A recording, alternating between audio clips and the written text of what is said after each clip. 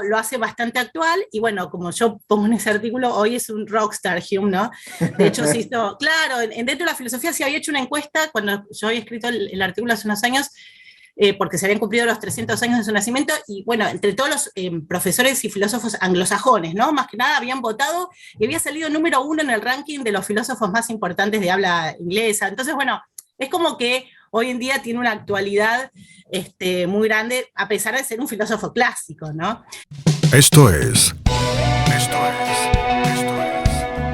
La Inquietud con Garrett Edwards. El lugar donde hay más preguntas que certezas.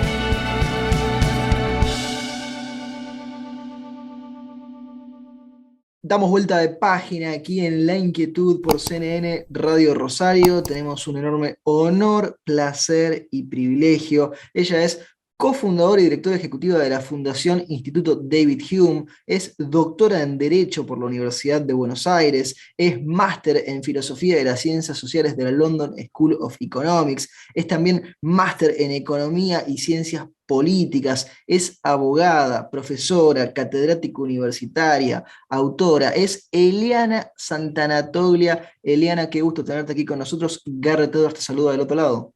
Buenas tardes, Garrett. Bueno, muchísimo gusto. Bueno, después de esta presentación me da un poco de vergüenza hablar. Muchas gracias y bueno, un gusto hablar con vos. No hemos dicho nada que no sea cierto, Eliana, todo merecido, todo que lo acompañás muy bien, además con todo lo que sabés y con la generosidad con la que lo compartís.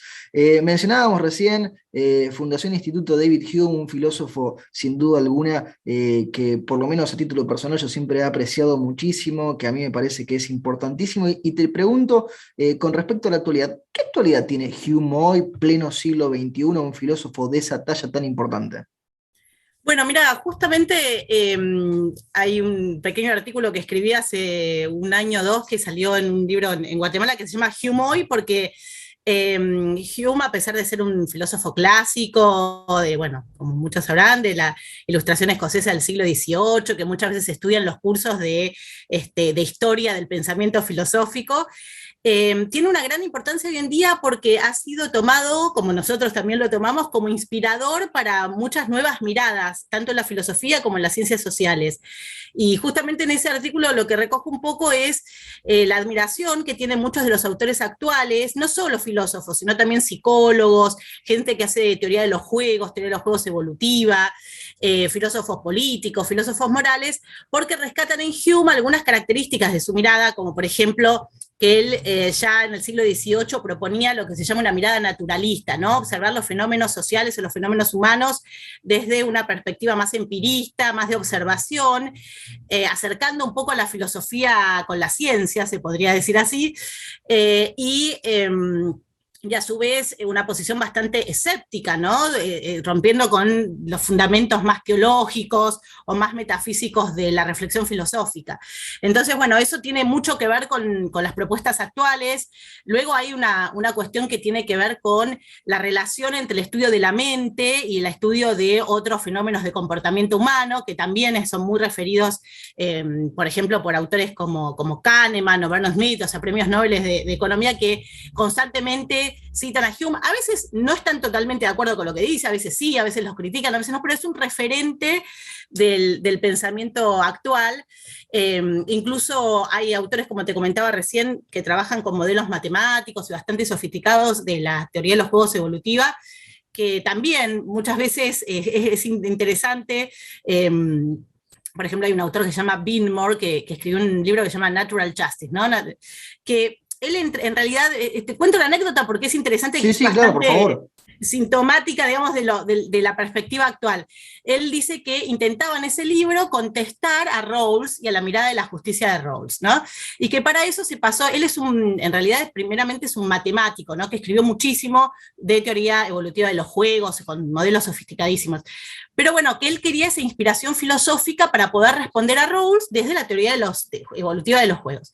Y que estudió Kant y no le encontraba la vuelta a la forma de responderle, hasta que descubre, muchos muchos años después, o sea, ya es un autor conocido y un profesor muy reconocido, a Hume, y dice que Hume, bueno, revela, es como, igual que dice Kant, ¿no? Es como que devela la ignorancia, y bueno, Hume le abre los ojos y a partir de ahí logra, digamos, concebir toda una respuesta, una mirada de la justicia y de las cuestiones institucionales, justamente de las reglas, desde una perspectiva más justamente evolutiva, dinámica, Sí. que tiene que ver con la retribución, que tiene que ver con muchos elementos que hoy en día trabajan los teóricos de los juegos, que ya estaban en Hume, y que bueno, de alguna manera él reconoce la paternidad de muchas de estas ideas en Hume. Por supuesto que en Hume no están modelizadas, ¿no? No es Sí, que sí, hay... no tenían las formas en las que se presentarían a lo mejor las ideas ahora.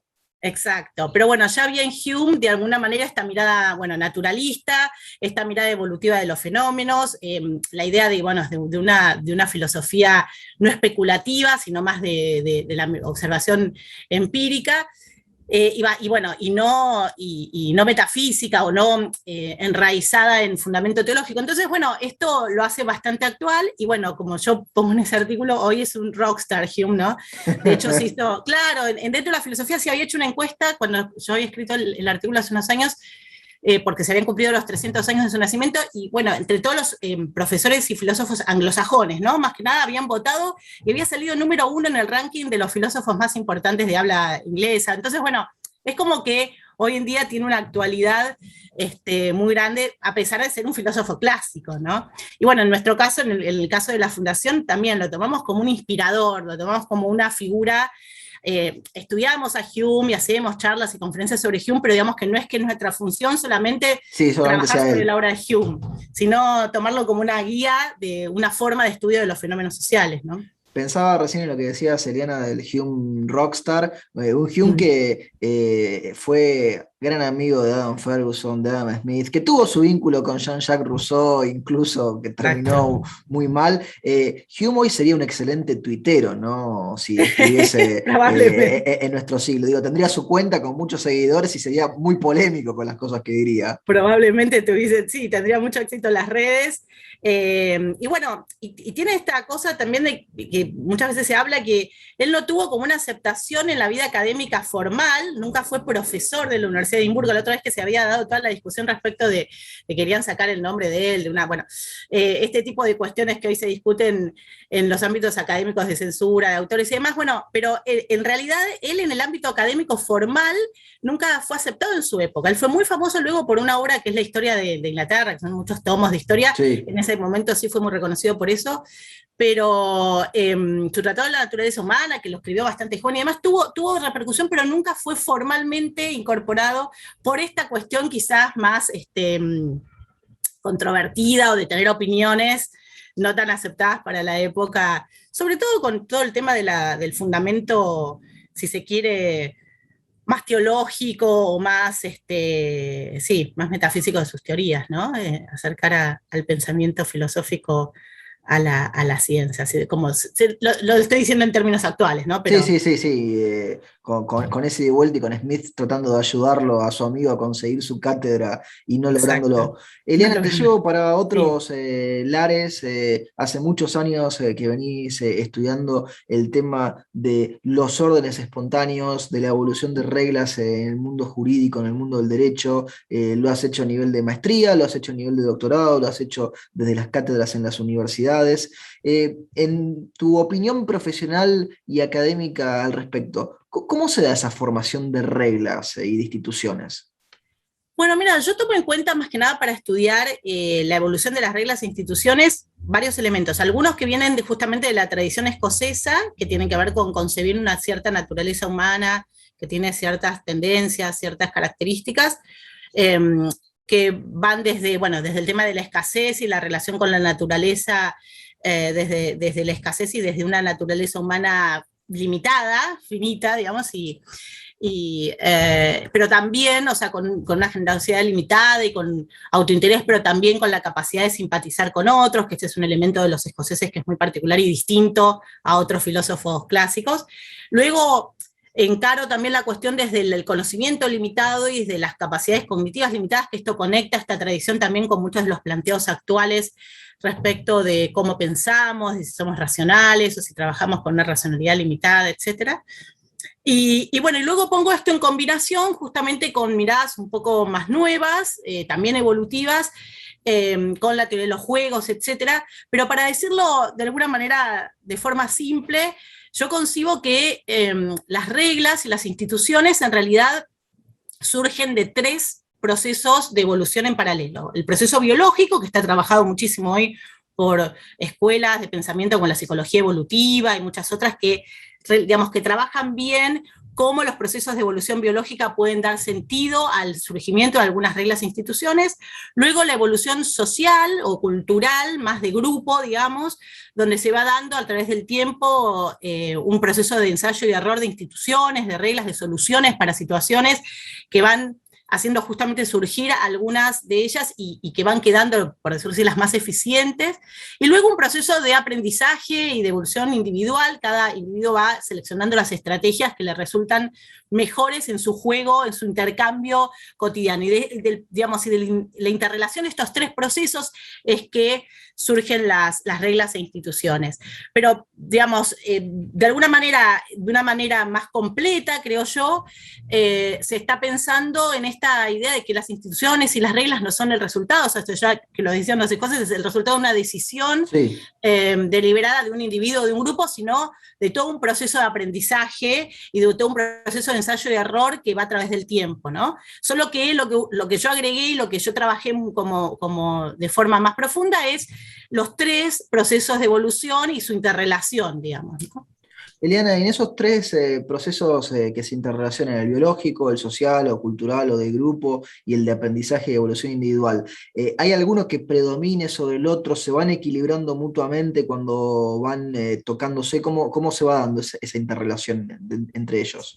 Mira, yo creo que más que nada se va dando todo en interrelación y en algunos casos particulares cuando querés estudiar una institución o un comportamiento, ¿no? Si uno dice, bueno, quiero estudiar el comportamiento individual de esta persona o de este grupo, bueno, probablemente veas que pese más un elemento que el otro y ahí sí es bastante difícil determinar en general si siempre pesa más un proceso que el otro. Esto se ha discutido bastante.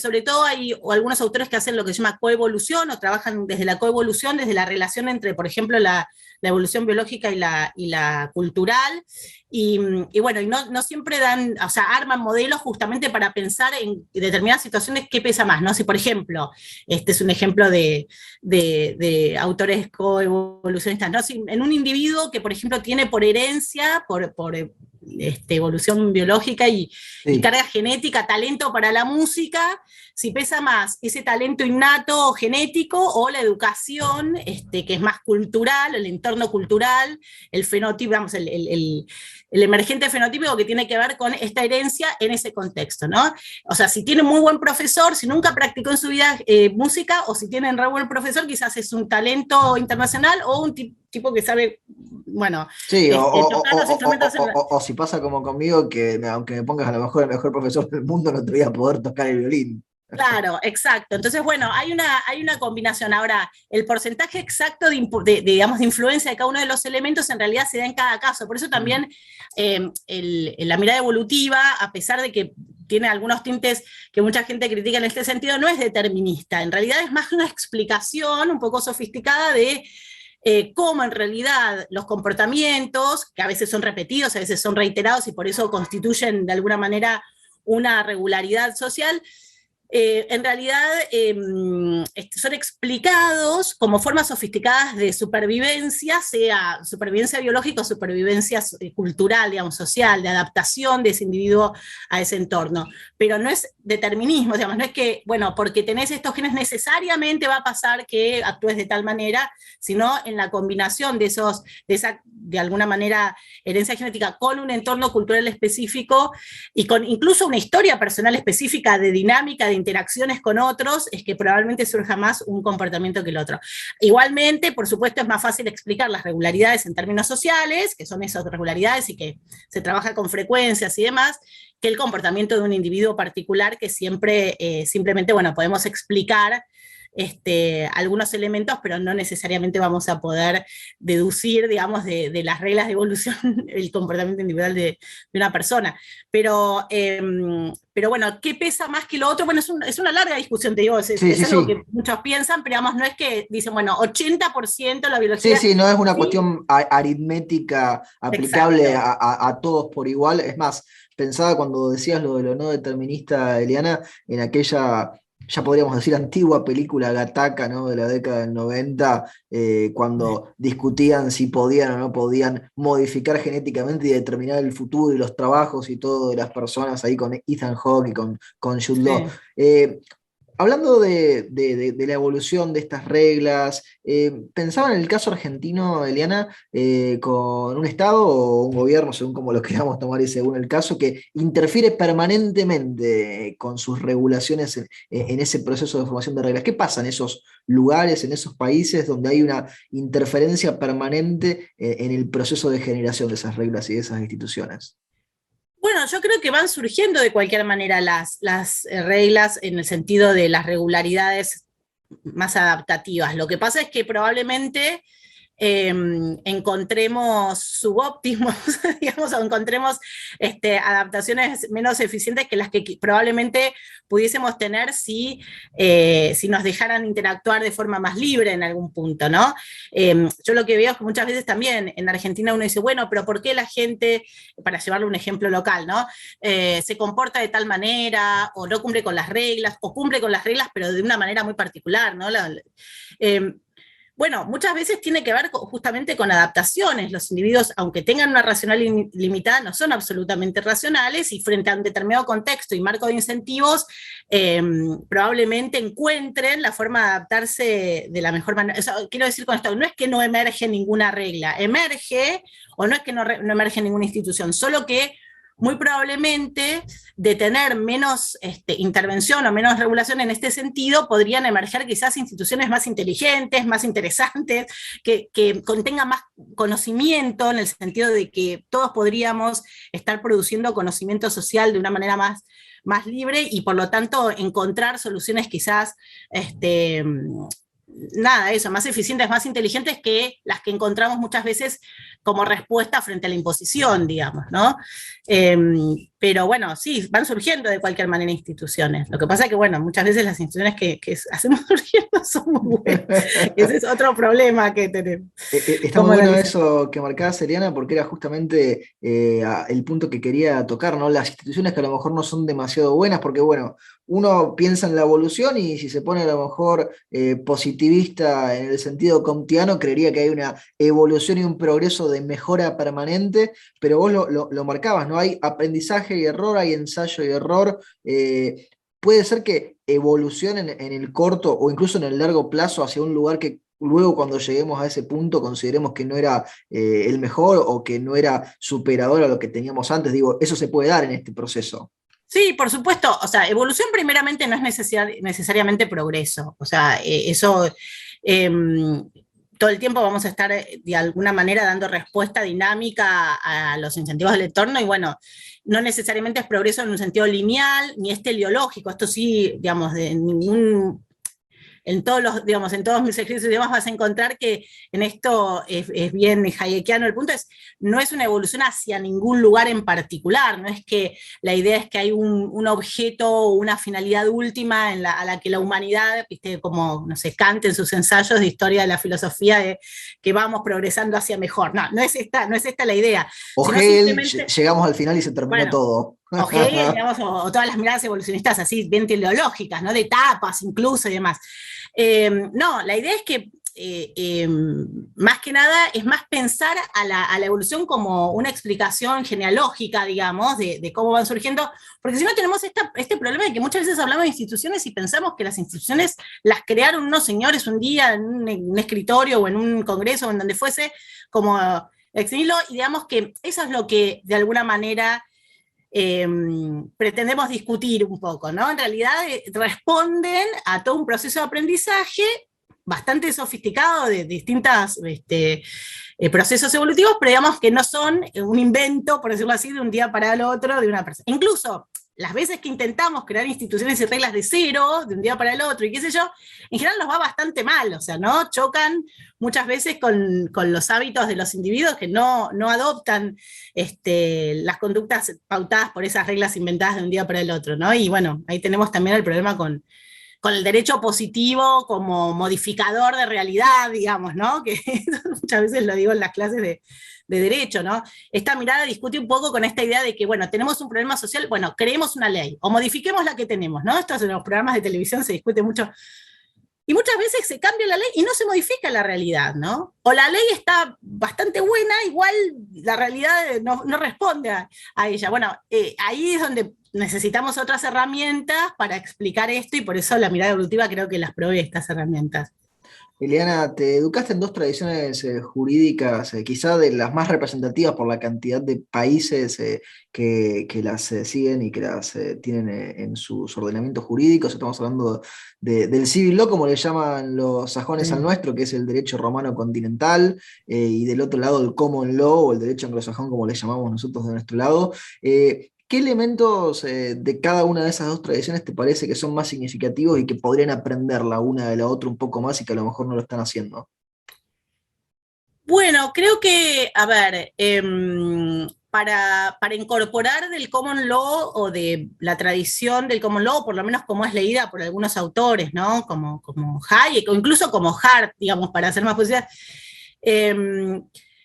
Creo que justamente ese elemento dinámico del derecho, ese elemento más sin llegar, digamos, al extremo de algunos realistas norteamericanos que planteaban la idea de que los jueces debían estar con sus fallos respondiendo a demanda social constantemente, ¿no? Como estos creadores de derecho constante pero sí es interesante el planteo de pensar al derecho como un fenómeno dinámico, ¿no? Como que constantemente puede haber nuevas demandas, puede haber nuevos elementos y nuevas respuestas por parte de los fallos, o sea, desde la tradición del civil law, por decirlo así, por lo menos cómo se estudia en la Argentina el derecho, muchas veces tenemos como la falsa imagen de que el derecho es un conjunto de libros que debemos aprendernos, de códigos. Civil 1, Civil 2, Civil 3, Civil 4, 5 y 6 y terminamos. Eso es el derecho. 1, penal 2, penal, y así, y en el mejor de los casos llegamos a los tratados internacionales y algunos fallos de la Corte, pero digo, son como un conjunto de libros el derecho, ¿no? Y parecería que nos olvidamos de ese elemento dinámico, que en general el abogado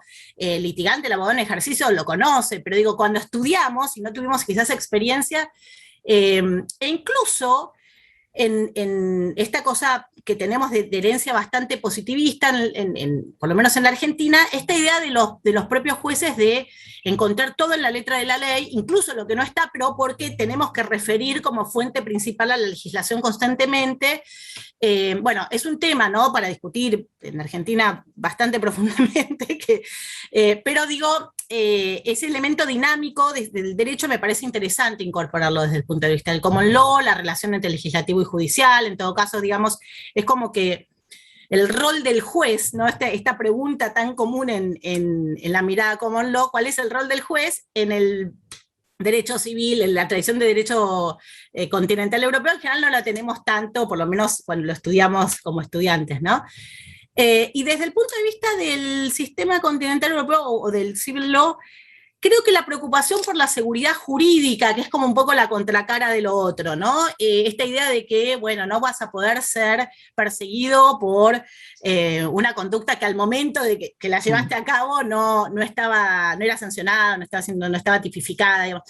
Bueno, esto parecería que en el common law a veces está un poco en peligro, ¿no? Me acuerdo de haber leído hace mucho, esto estoy hablando hace muchos años ya, un fallo inglés que creaba un tipo penal, por ejemplo, ¿no? Una locura para claro, nosotros. Y encima era un tipo penal, que era interesantísimo el fallo, de responsabilidad individual de un gerente de una empresa, o sea que un gerente de una figura, de una persona jurídica, tenía una sanción a título personal, como si fuera responsabilidad subjetiva, de ir a la cárcel, por ejemplo, por las acciones de la persona jurídica, ¿no? Bueno, estas cosas en la tradición del derecho civil serían medio como aberraciones, o sea, más allá también, de nuevo, del velo, de la societaria. Sí, y del cálculo económico, de la realidad económica de la empresa y demás. Y todo eso, bueno, responsabilidad subjetiva, penal, en un caso de ese tipo, y aparte la creación jurisprudencial del tipo, digamos, sin debate legislativo previo, hubiese sido un poco cuestionable, mínimamente. Digo, esa persona cuando actuó no podía prever para nada. Entonces, bueno, esa preocupación por la seguridad jurídica, en ese punto sí creo que la tradición del civil law sería rescatable, o por lo menos ponerla en discusión con la tradición del common law, ¿no? Bueno, después tendría que pensar algunos otros elementos, pero... No, pero fueron dos muy buenos puntos ahí, Eliana, para seguir pensando.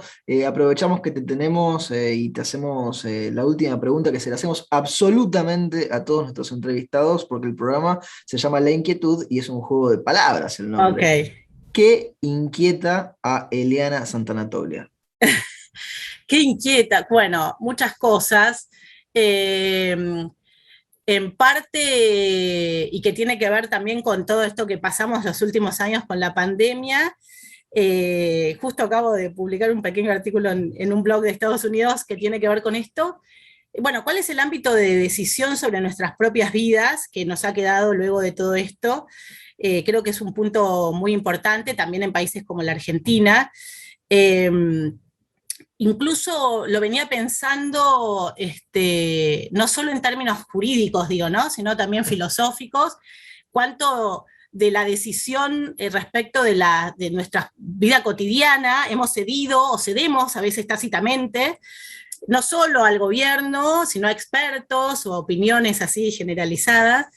Digo, por todo este tema que hoy se discute de las vacunas, bueno, hay un montón de consecuencias, y también la importancia, y esto lo estuve pensando también estos días, de cuánto digamos, de lo no esencial de la vida, digamos, la salud y el poder comer y demás, hace a la vida cotidiana, ¿no? Como muchas veces todas estas cuestiones de la cuarentena y demás impidieron algunos aspectos de la vida que nos parecieron al principio no importantes, pero que después de un tiempo sí resultaron súper importantes. Por ejemplo, el gozar de todas las externalidades positivas que implica vivir en una ciudad, como no solo pasear por el parque, ir a un museo, o incluso ir a trabajar a otros barrios, ¿no? Yo pensaba la gente que esto hasta puede tener tintes de explicación de los resultados electorales, mirá lo que te digo, de la última PASO. Sí, por ejemplo, a la gente que la han dejado encerrada en su lugar donde vive, en su barrio, durante 1 año y medio, cuando esas personas estaban acostumbradas a llevar a su hijo al colegio, y en el colegio no solo aprendían y comían, como dice todo el mundo, sino también ven otras cosas, hay un lugar ordenado, limpio, digamos, esa persona quizás viajaba a otra parte de la ciudad, y veía otras realidades y gozaba también de las externalidades positivas de otras. Digo, todos esos aspectos de la vida que no son comer o estar sanos solamente, al principio, por supuesto, por la preocupación no nos importaron, pero luego pasaron a ser un poco centrales, ¿no? Y bueno, en estos días de golpe se abrió todo de nuevo, pero como esos elementos que parecen ser superficiales a veces, ¿no? Pasan a ser centrales en la vida, o sea, le dan sentido a la vida de las personas en muchos casos, ¿no? Entonces, bueno, mi inquietud sería por el ámbito de decisión individual y por los elementos de la vida cotidiana que, bueno, frente a esta situación de la pandemia y la cuarentena, hemos perdido o perdimos parcialmente, y que revalorizamos a la luz de la limitación, ¿no? De no poder gozar de ellos. Eliana, te agradecemos muchísimo este contacto y este tiempo que te has tomado para charlar con nosotros y con nuestra audiencia, y te mandamos un fuerte, fuerte abrazo. Bueno, muchísimas gracias, Harry. Realmente un placer charlar con vos. Muchísimas gracias por la invitación. Gracias a vos. La teníamos a la doctora Eliana Santanatoglia aquí en La Inquietud por CNN Radio Rosario. Esto fue La Inquietud con Garrett Edwards. Síguenos en redes sociales y en www.edwards.com.ar.